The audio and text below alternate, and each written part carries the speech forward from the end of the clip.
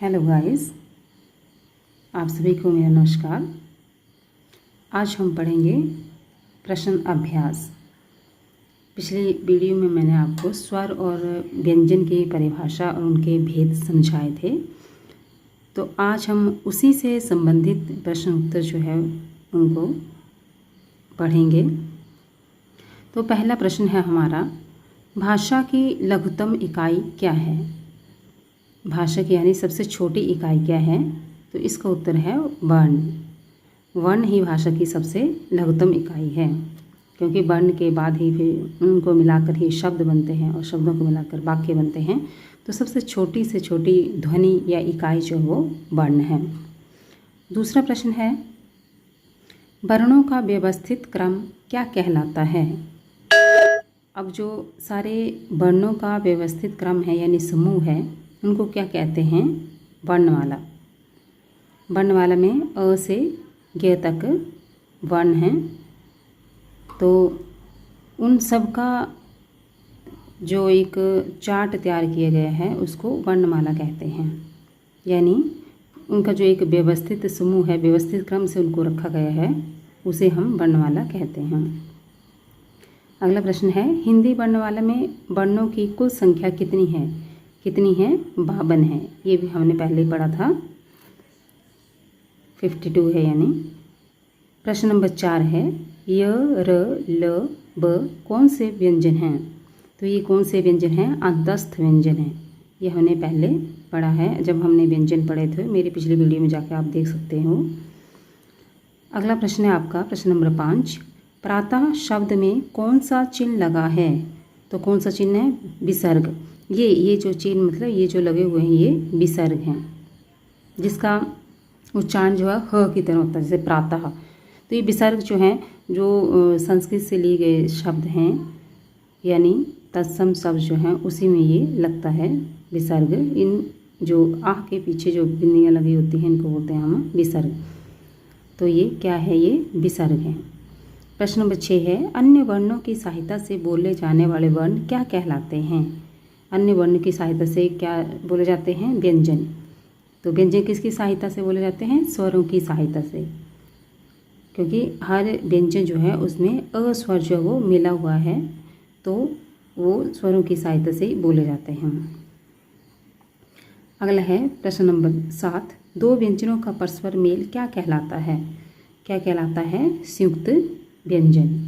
दो व्यंजनों का परस्पर मेल जो है वो संयुक्त व्यंजन कहलाता है। अगला है प्रश्न हमारा, संयुक्त व्यंजन किसे कहते हैं? प्रश्न है, संयुक्त व्यंजन संयुक्त व्यंजन कितने हैं? कितने हैं संयुक्त व्यंजन? 4 हैं। 4 कौन से? क्ष, त्र, ज्ञ, श्र। ये संयुक्त व्यंजन है। ये पिछले व्यंजन की जो आपको वीडियो डाली थी मैंने, उसमें आपको समझाया है, वहाँ से आप जाकर देख सकते हैं। आगे प्रश्न नंबर 9 है आपका, अ, ई, उ, री कौन से स्वर हैं? ये कौन से हैं? ह्रस्व स्वर हैं, क्योंकि इनके उच्चारण में कम समय लगता है, इसलिए ये ह्रस्व स्वर हैं। और कितने ह्रस्व स्वर? 4 हैं। ठीक है, ये भी आपने याद रखना है कि ह्रस्व स्वर जो वो 4 हैं। आगे है प्रश्न नंबर 10 है, श, स, स, ह कौन से व्यंजन हैं? तो ये हैं ऊष्म व्यंजन हैं। ये भी मैंने आपको समझाया था पहले कि जिनके उच्चारण में मुख से अधिक ऊर्जा बाहर निकलती है, अधिक ऊष्मा पैदा होती है मुंह के अंदर, उन्हें ऊष्म व्यंजन कहते हैं, या घर्षण होता है बोलते समय, वहाँ पे हम इनको ऊष्म व्यंजन कहते हैं। ये भी कितने हैं ऊष्म व्यंजन? 4 हैं। अब प्रश्न नंबर 11 है आपका, ल प्लस अ प्लस त प्लस आ से कौन सा शब्द बनेगा? कौन सा शब्द बनेगा? लता। अब आपको मैंने बोला था कि ल जो हलांत मीन्स ये आधा है, फिर अ इसके साथ जुड़ गया तो पूरा ल बन गया, फिर त आधा है इसके साथ आ बना तो ता बन गया। क्या बन गया? फिर लता। लता शब्द बन गया इसका। अब प्रश्न नंबर 12 है, स्वरों की कुल कितनी मात्राएं हैं? तो इसका उत्तर क्या है? 10। मैंने आपको पीछे समझाया था, जहाँ पर स्वर बताए थे पिछली वीडियो में, आप जाके समझ सकते हैं वहाँ से कि अ की मात्रा नहीं होती है, क्योंकि वो पहले से ही उनके साथ व्यंजनों के साथ मिला हुआ है। तो फिर 10 स्वर जो है वो हमारे पास बचते हैं, जिनकी मात्राएं हमें 10 स्वरों की मात्राएं ही हमारे पास बचती हैं। और जो अंग और आ है वो अयोगवा बन जाते हैं, यानी आ से लेकर औ तक 10 मात्राएं हैं, ठीक है। अ की कोई मात्रा नहीं है और अंग और आ जो है वो अयोगवा है। तो स्वरों की कुल मात्राएं कितनी हैं? 10। अगला क्वेश्चन नंबर 13 है आपका, दीर्घ स्वर कितने हैं? तो दीर्घ स्वर जो है वो 7 हैं।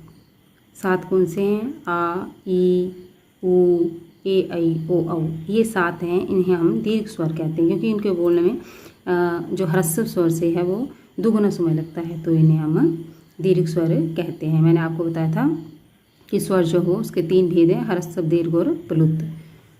तो ये ह्रस्व जो है वो 4 हैं और दीर्घ जो 7 हैं और प्लुत जो है वो 1 है।